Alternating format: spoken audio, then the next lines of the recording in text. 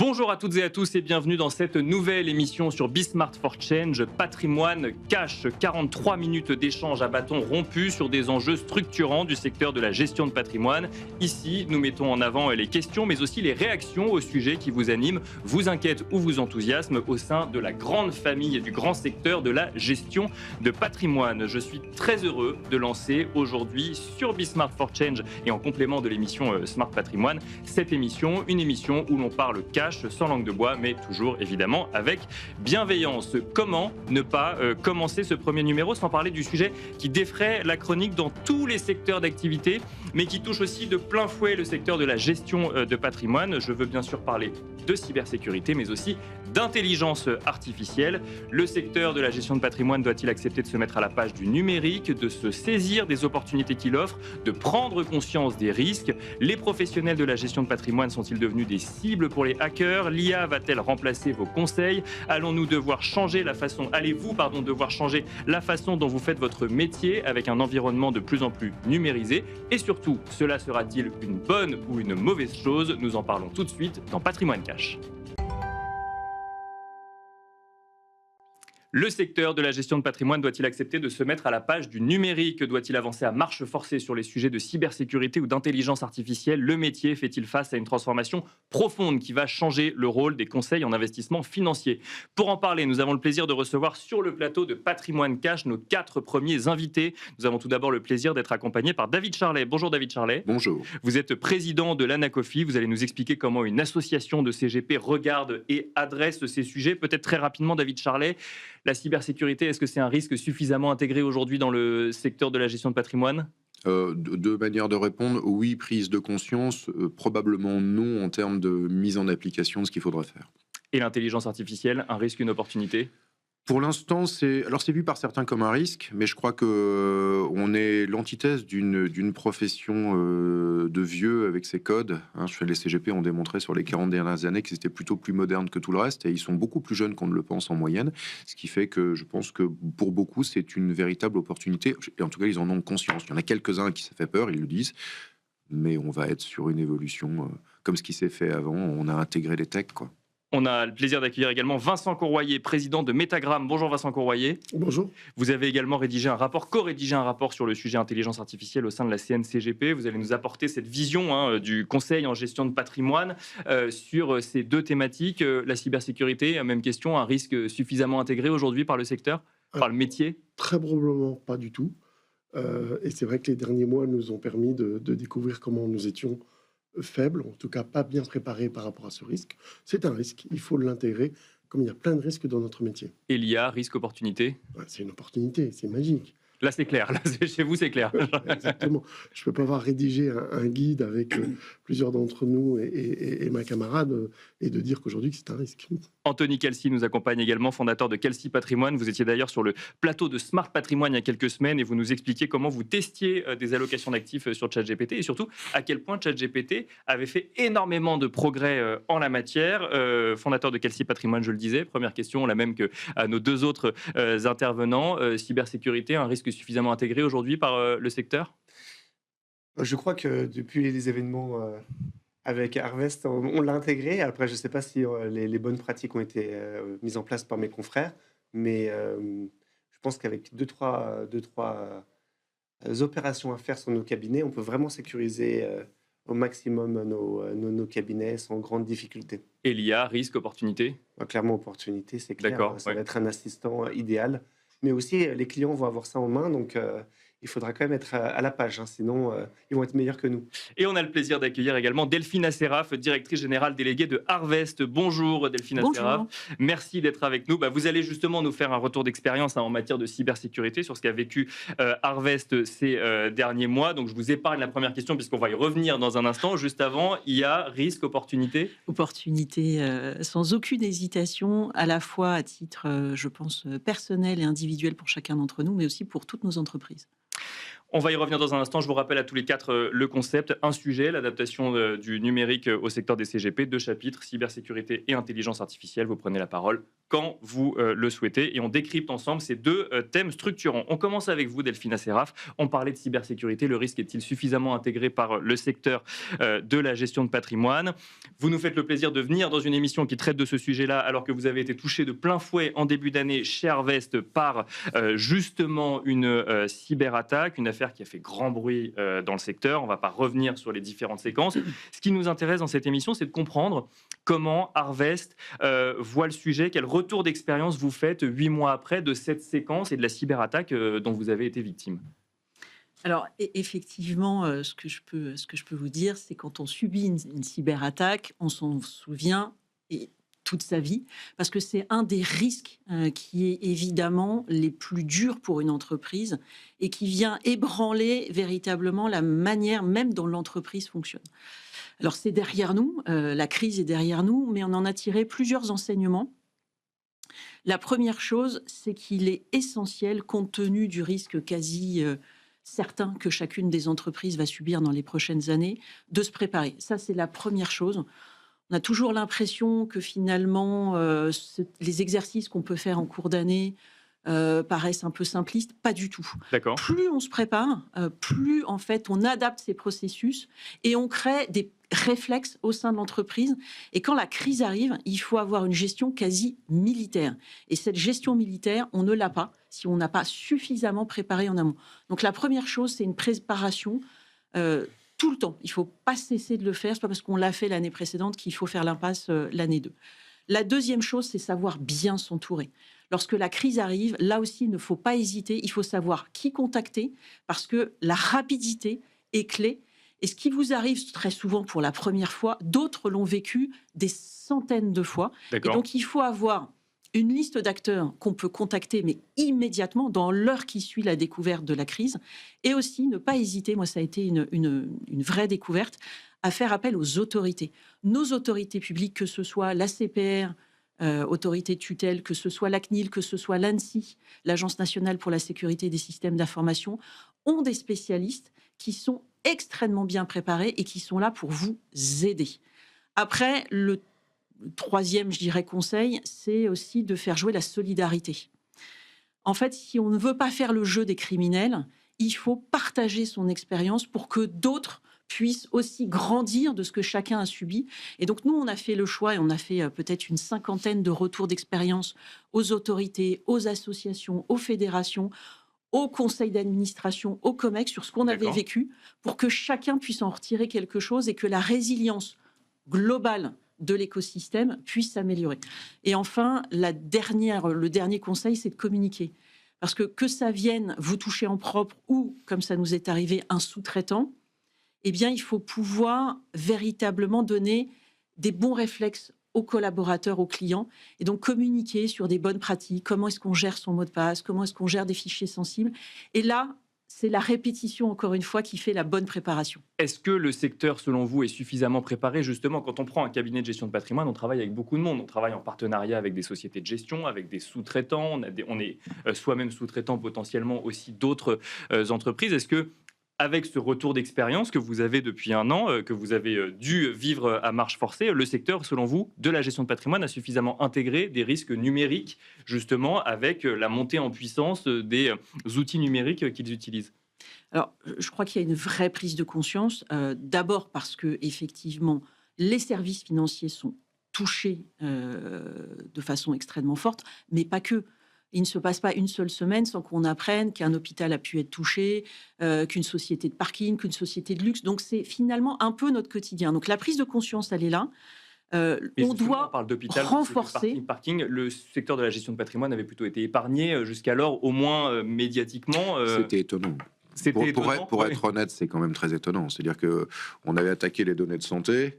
Où est-ce qu'il y a d'autres données qui ont de la valeur à l'intérieur des systèmes dans lesquels on conserve toute la situation patrimoniale des gens? C'était quand même particulièrement étonnant qu'on ne vienne pas sur ce terrain-là. Il est quasiment évident dès lors qu'on avait attaqué le médical. Ça veut dire quoi? D'ailleurs, au demeurant, c'est pas vrai qu'on avait déjà été attaqué. Je vous rappelle quand même que nos métiers font l'objet d'arnaques nombreuses par des gens qui font semblant d'être nous. Je vous rappelle que on a arrêté de compter les centaines de cabinets qui ont été piraté, on a piraté leur image. Et notamment le piraté numéro leur Orias site. pendant le Covid, bien sûr. On a piqué, il y a eu des fichiers qui ont été piqués. Nous, on a eu des exemples d'adhérents qui ont déjà eu avant sur leur système. C'était déjà arrivé. Simplement, c'était sur des échelles plus petites. Simplement, c'était des fois sur des choses qui étaient moyennement sécurisées. Enfin, moi, j'ai souvenir, il y a déjà plus de 10 ans, d'un adhérent qui s'était fait piquer sa base client et qui n'était pas sauvegardé chez Harvest. Donc, non, on est potentiellement en effet des cibles naturelles. Et on a de la donnée sensible, on en a de partout.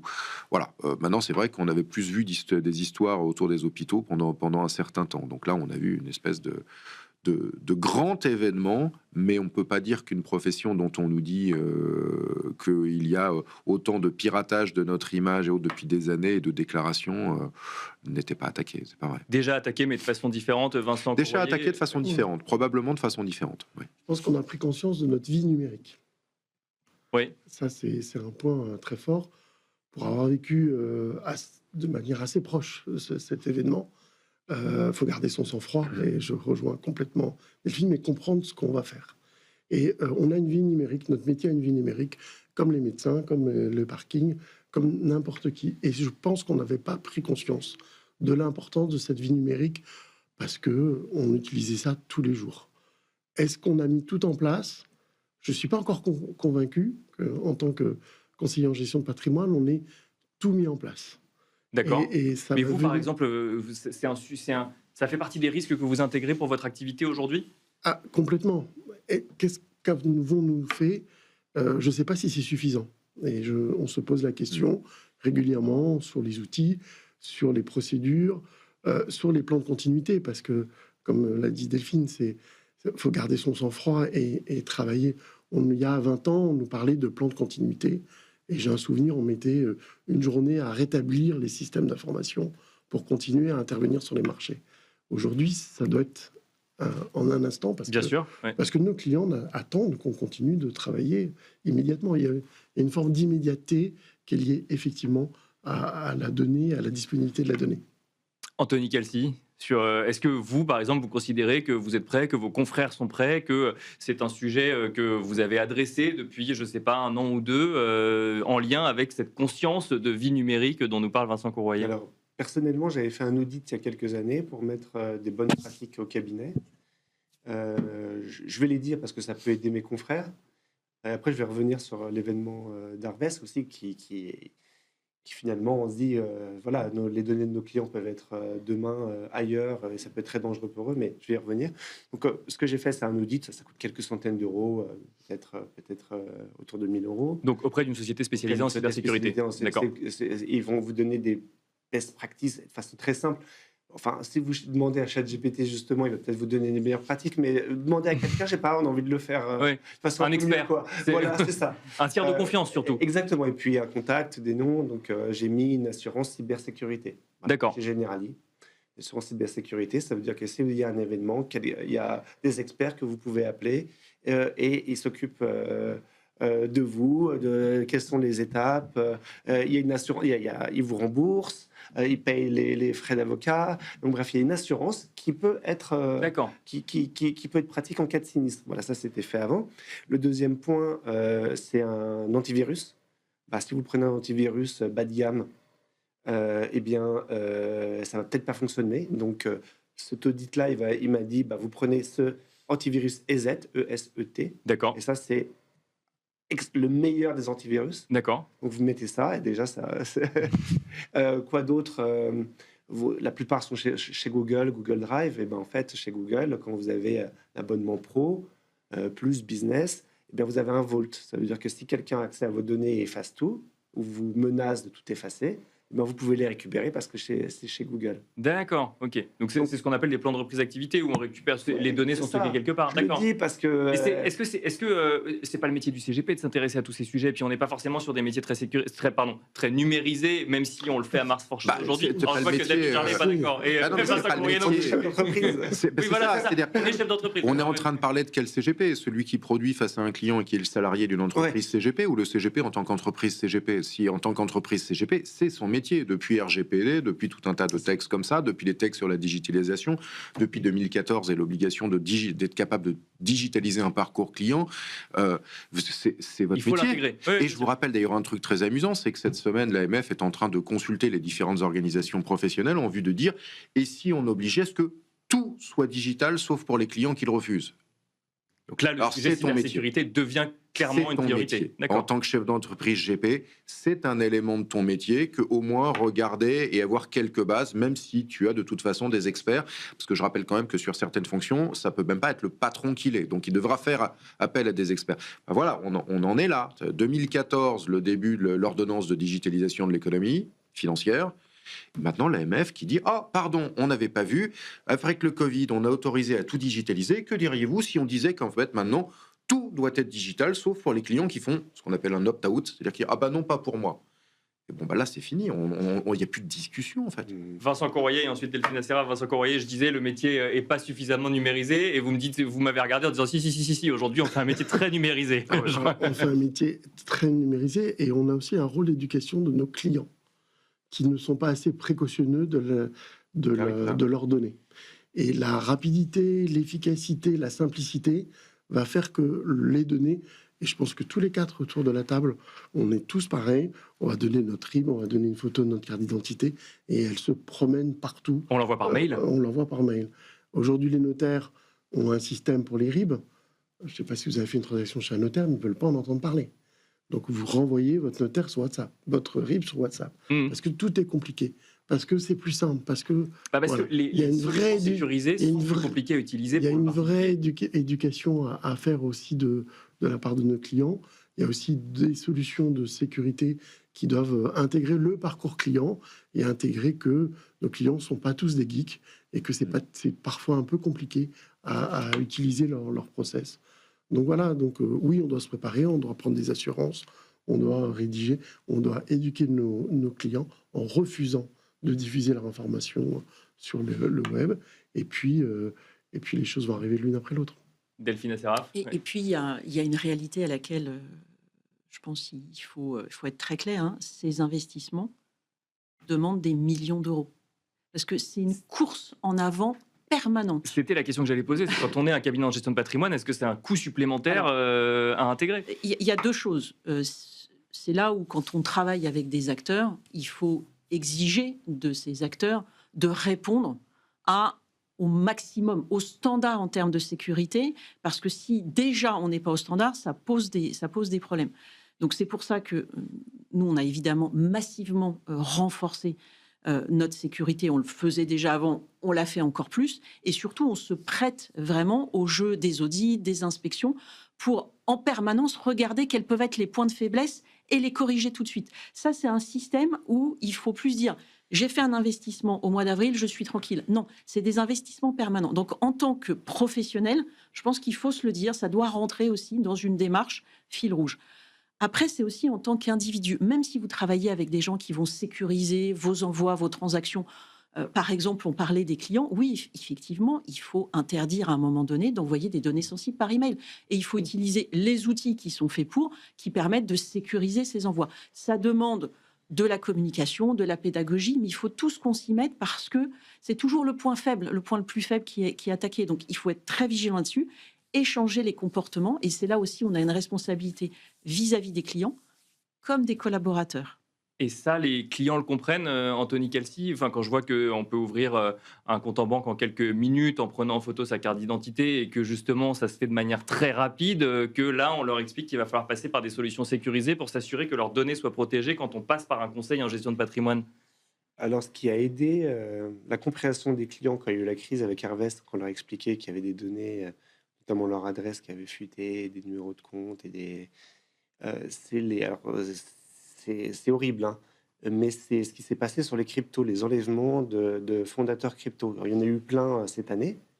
Et quand j'ai annoncé, voilà, il y a des données fuitées à votre adresse, ah bah oui, ça c'est de toute façon, les chefs d'entreprise, je suis sur Papers, tout est disponible sur Papers déjà, et mon adresse, ça peut pas être pire que ça. Ah, donc la réaction a été de dire j'ai déjà tellement d'informations sur moi en Oui, ligne c'est ça. que. Et j'étais D'accord, ok. Oui, c'est vrai. Alors j'avais un peu peur parce que justement, parfois j'en annonçais quand il y avait un événement le matin même. Que je veux Ouais, bien dire, sûr. Après, c'était des sujets différents, mais il y avait Oui, mais l'actualité. la plupart bien sûr. sont des chefs d'entreprise, Oui, bien sûr. etc. Et ils ont leurs informations sur Papers. D'ailleurs, ils étaient, depuis ces événements d'enlèvement... Ils ont enlevé les informations. Exactement, on sensibles avait sur le droit Papers, exactement, d'enlever. Exactement. Oui, certaines. Et donc, certaines, effectivement, pas tout. Oui. donc ça a minimisé. Et donc, il y a une prise de conscience aussi chez les clients. Qu'il y avait beaucoup d'informations déjà Oui. disponibles et que peut-être trop d'informations sur les dirigeants sur Internet. Et donc, au-delà du sujet au-delà du métier de la gestion de patrimoine. C'est ce que vous dites. ça. D'accord. Et puis aussi, il disait, de toute façon, tout est disponible chez tout le monde.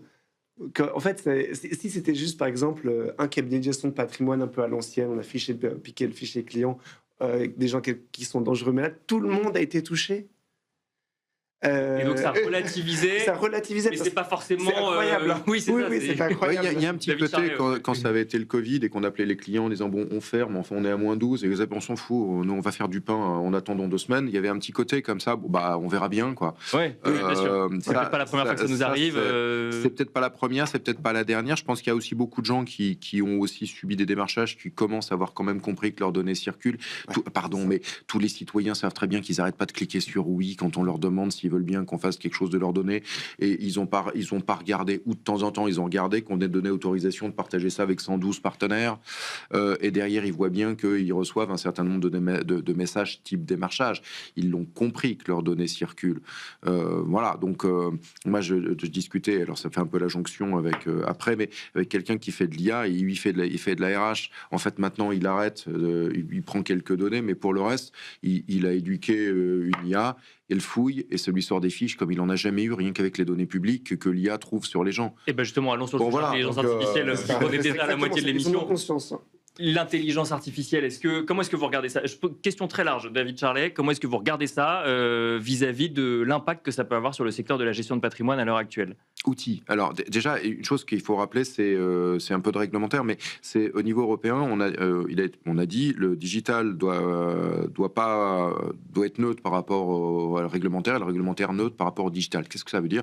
Ça veut dire que le rendu avec ou sans digital doit être le même au client. En gros, vous êtes responsable de ce que votre entreprise délivre, et que ce soit un homme ou un robot qui vous permettent de le faire, vous en êtes responsable. D'accord. Point barre. À partir de ce moment-là, dès lors que l'IA a des capacités de faire ce que font des hommes ou des femmes, mais de démultiplier, de faire l'équivalent de ce que ferait un tiers de votre effectif et autres, déjà rien que ça, c'est quelque chose d'intéressant, parce que vous ne la payerez pas le prix de 12 salariés.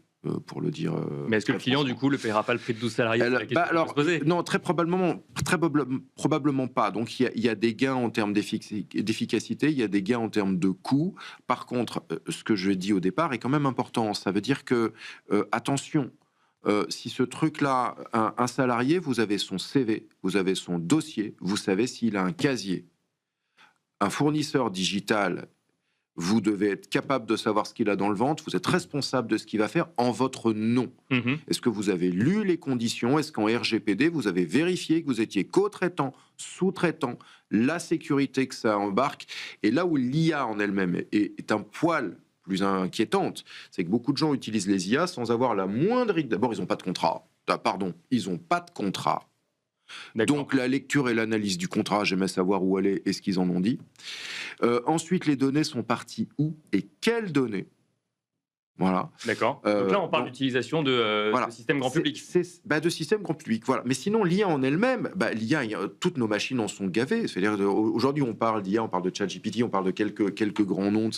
Mais en vérité, on fait de l'IA depuis très très longtemps. Donc l'IA en elle-même ne pose pas de problème. C'est un robot qui nous aide. Mais là, aujourd'hui, on a des particuliers qui se rendent compte effectivement qu'on a des outils qui permettent de raisonner et de délivrer un conseil, qui soit bon, pas bon, on va en discuter, mais en tout cas délivrer un conseil. Et on a des sociétés qui ont intégré cette opportunité. Chez Harvest, vous êtes mis à l'intelligence artificielle, par exemple.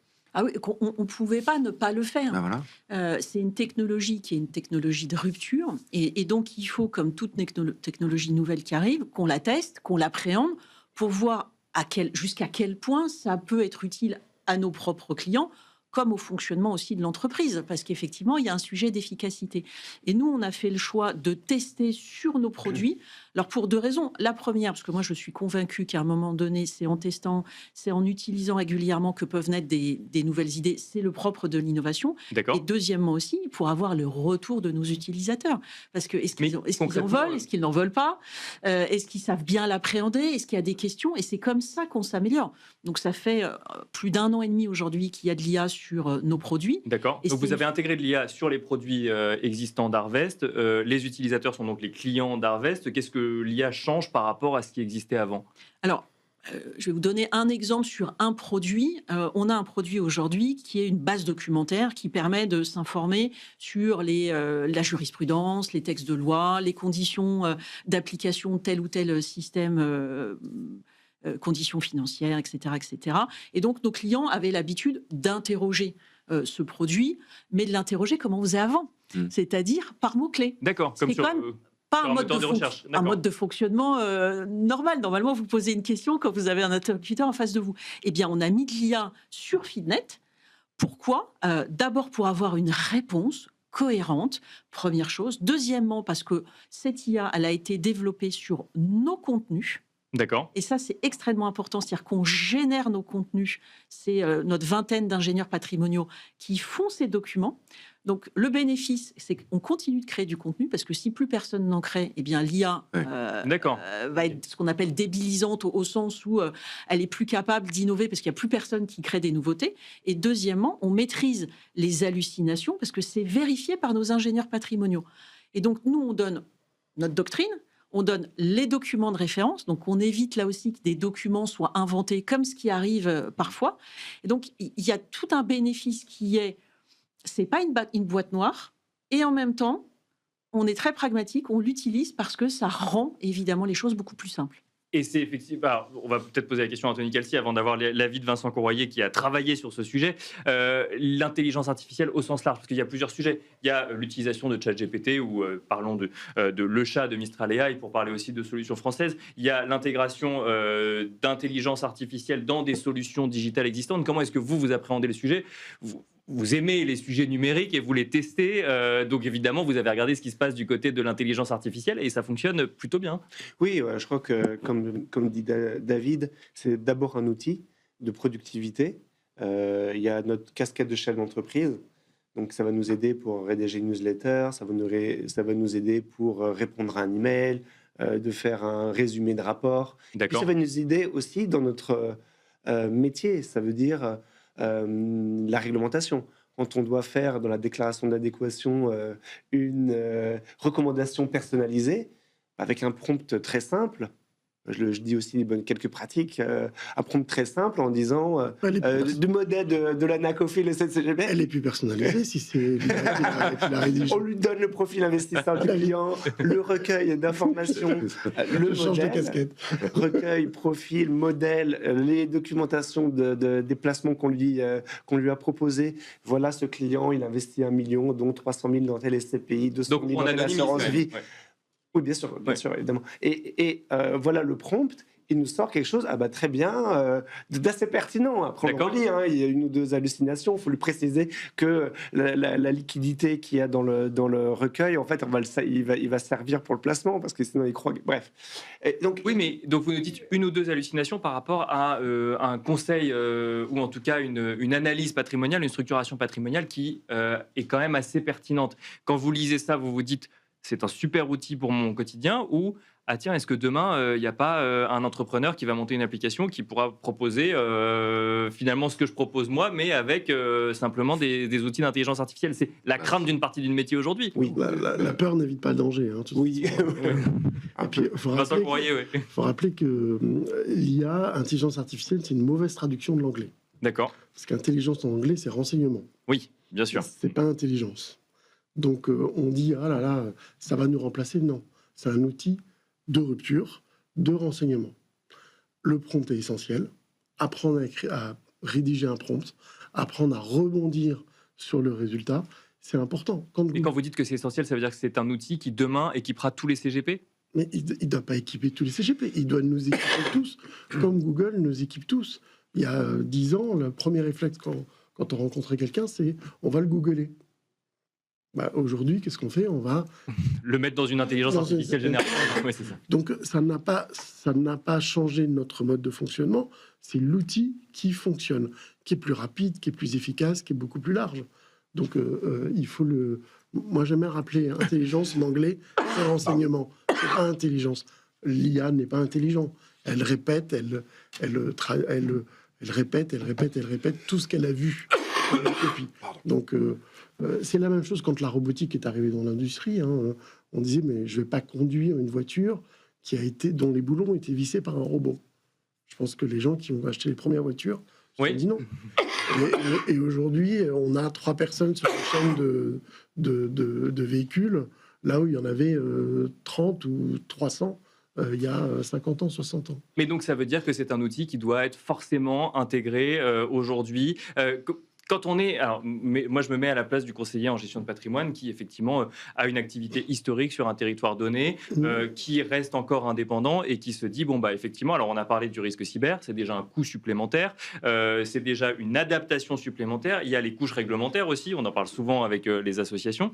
Là, il faut intégrer ce nouvel outil parce que finalement, il peut se dire en fait mon métier marche très bien aujourd'hui, j'ai pas forcément besoin de changer mon organisation. Vous, ce que vous dites, c'est attention, ça. Enfin, c'est intrinsèque à une activité de changer son organisation. Tu as 50% des moins de 65 ans qui utilisent quotidiennement une IA.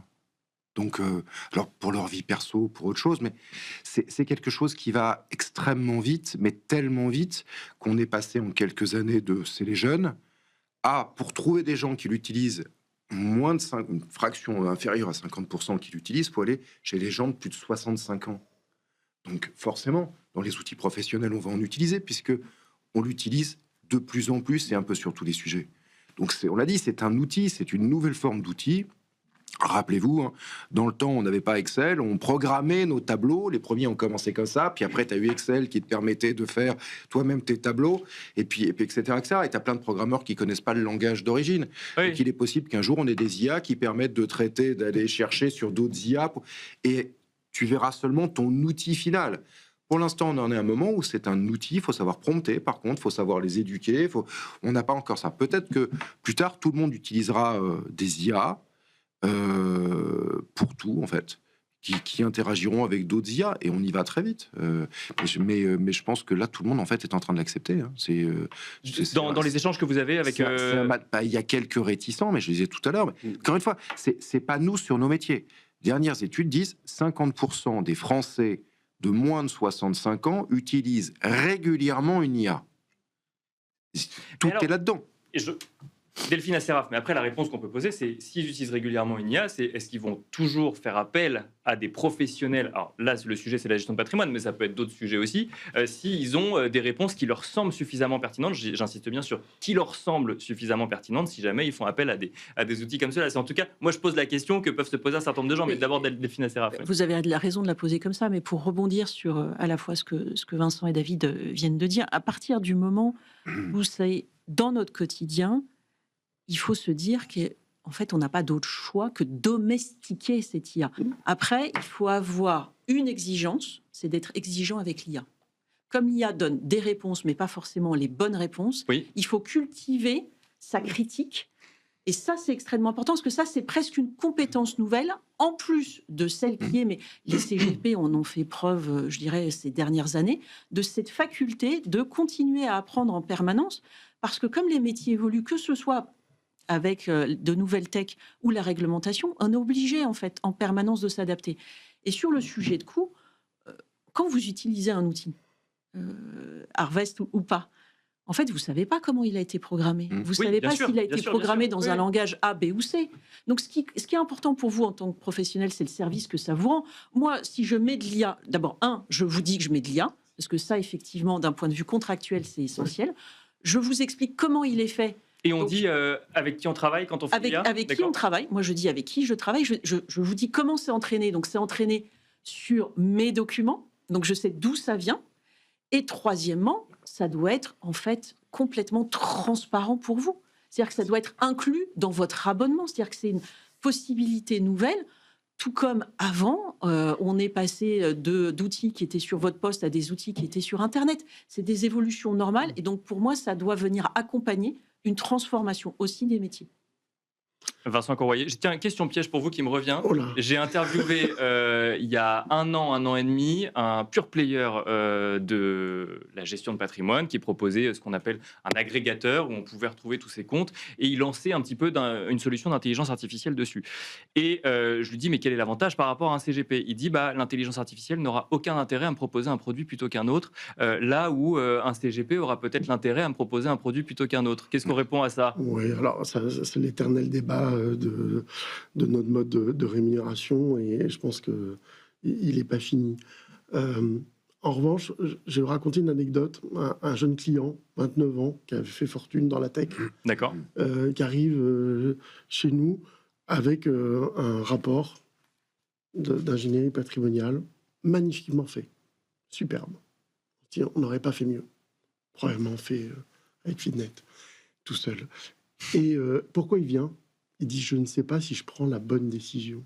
Il est venu se rassurer et il nous a expliqué qu'il avait construit toute son analyse, toute son organisation avec les outils tech à sa disposition, mais in fine, il avait besoin d'un professionnel pour se rassurer de la bonne décision qu'il allait prendre. Mais donc ça il est venu... travail, ça, dans les il faut lire les rapports que les clients réalisent eux-mêmes. Au contraire, ça donne de la valorisation. Parce qu'en fait, le client a mis de la valeur dans le conseil, dans la réassurance qu'on lui a fait, pas dans la production de l'article de loi ou de l'organisation fiscale qui aujourd'hui, on le vit au quotidien. Et il y a des métiers qui doivent se poser quelques questions sur le fonctionnement. Mais 10 fois par jour, je l'utilise. Tiens, je veux savoir, crée-moi une charte informatique. Je l'ai fait hier. Ouais. J'ai dit, ça, crée-moi une charte informatique dans mon métier de la gestion de patrimoine pour mes collaborateurs qui sont salariés. Donc on avance. Oui, bien sûr. Je circonstancie, je donne le lien juridique avec lequel de mes salariés et quels sont les thèmes que je veux traiter, dont l'IA. Voilà. Un truc qui était magnifique. Mais je l'ai rédigé, je l'ai construit et je l'ai mis dans mes... Voilà. Et vous avez gagné combien de temps, juste pour comprendre? Combien j'ai gagné de temps? Oui, estimé. Alors, du temps et de l'argent. Oui, d'accord. Voilà. J'ai gagné, on va dire, une demi-journée de travail et quelques milliers d'euros de conseils auprès d'un avocat. Oui, mais ça pose quand même la question de savoir si vous gagnez du temps et de l'argent par rapport au conseil d'un avocat. D'autres peuvent avoir la même réaction vis-à-vis du secteur. Mais bien sûr, mais rappelons-nous quand même que nos prix ont baissé sur les 20 dernières années. Donc, nos prix ont baissé. C'est l'arrivée d'une plus grande masse de clients qui a fait que tout ça ne s'est pas vu économiquement. Mais moi, si vous vous souvenez, il y a quelques années, dans cette émission et quelques autres, vous me disiez, mais le digital, ça va tout révolutionner. Et je me dis, mais peut-être que je suis président aujourd'hui d'une fédération d'entreprises avec des salariés, et peut-être que demain, il se passera la chose suivante, c'est que mon successeur sera président d'une association avec toujours des entreprises dans lesquelles il y aura un patron, un robot. Vous avez déjà connu ça, quand Word et Excel sont arrivés, on a licencié plein de salariés. Est-ce qu'on a fermé les boîtes ? Non. Voilà. Et maintenant, donc, les clients qui viennent nous voir viendront peut-être effectivement nous voir, après être allés regarder un certain nombre de choses, mais ça, on a déjà vu qu'ils allaient s'informer. Et je rappelle quand même que notre écosystème est posé sur une quinzaine de % de Français. Ceux qui ont envie de venir nous voir. Il y a déjà, et il y a toujours eu ceux qui n'ont pas eu envie de venir nous voir, qui souscrivaient tout seuls leurs petits produits, qui sont dédiés à aller voir leur banque. Alors avant, ils y allaient dans l'agence, maintenant ils vont par l'appli. Et bien peut-être que finalement, avec ce genre d'outils, nos prestations deviendront plus accessibles, et ce sera plus 15, mais ce sera 20% paradoxalement, avec des clients peut-être plus avertis qui auront déjà regardé les choses. Ou alors, nous, ça nous permettra de répondre plus vite à des clients plus techniques et disant, excusez-moi, j'ai pas envie de m'occuper de mes affaires d'argent parce qu'aujourd'hui c'est une fraction de notre clientèle et où pour eux on pourra aller plus vite. Anthony Calci, je rebondis sur ce que nous disent Vincent Courvoyer et David Charlet, c'est qu'effectivement aujourd'hui, grâce à l'intelligence artificielle et grâce aussi à tout ce qui existe déjà sur Internet que l'intelligence artificielle va lire, on a accès à énormément d'informations. Est-ce qu'on a accès à trop d'informations ou est-ce que du coup c'est une opportunité de positionner son conseil puisque c'est pas parce qu'on a accès à l'information qu'on sait quoi faire, comme nous le disait Vincent Courvoyer? Je suis totalement d'accord avec Vincent et David. Autant je suis très technophile, je pense que notre métier, c'est de l'humain. Et à la fin, ils vont vouloir, nos clients fortunés, ils veulent un avis, une conviction. C'est ça, une conviction. Oui. Un choix. Et qu'on le fasse ensemble, entre deux humains. Et oui, ils peuvent venir avec un rapport, oui, ils peuvent challenger nos conseils, oui, ils peuvent challenger nos frais, ils peuvent faire plein de choses et dire finalement, Anthony, ton allocation, j'aime pas ce fonds-là parce que telle et telle raison, ou tiens, t'avais vu ça, mais à la fin, ils vont vouloir quand même faire avec nous. Ils ont besoin d'humains pour le choix, pour l'accompagnement. J'en suis... Alors évidemment, il y a une grande partie de la population qui ne vont pas venir chez nous. Et peut-être il y a une partie du ventre mou de cette clientèle mi-fortunée qui on a besoin de conseils patrimoniaux, mais ils sont peut-être trop petits, etc. Mais ils viendront peut-être chez nous. Exactement. Parce que nous, on aura 2 segments avec 2 offres. Exactement. Parce qu'on est des entreprises. Ou alors ils vont arriver avec le travail mâché. Je sais ce que je veux. Voilà, j'ai besoin de quelqu'un comme vous. Je suis prêt à payer des frais. D'accord, mais... Non, mais c'est vrai. Non, mais on peut avoir plusieurs offres dans une entreprise. Tout à fait, on peut avoir plusieurs offres. Et il ne faut pas oublier, c'est un peu à l'image de la santé, l'argent. C'est important. C'est important dans une dimension patrimoniale, dans une dimension familiale. Et donc, à un moment donné, vous avez besoin de parler à quelqu'un qui s'y connaît, à quelqu'un qui a de l'expérience.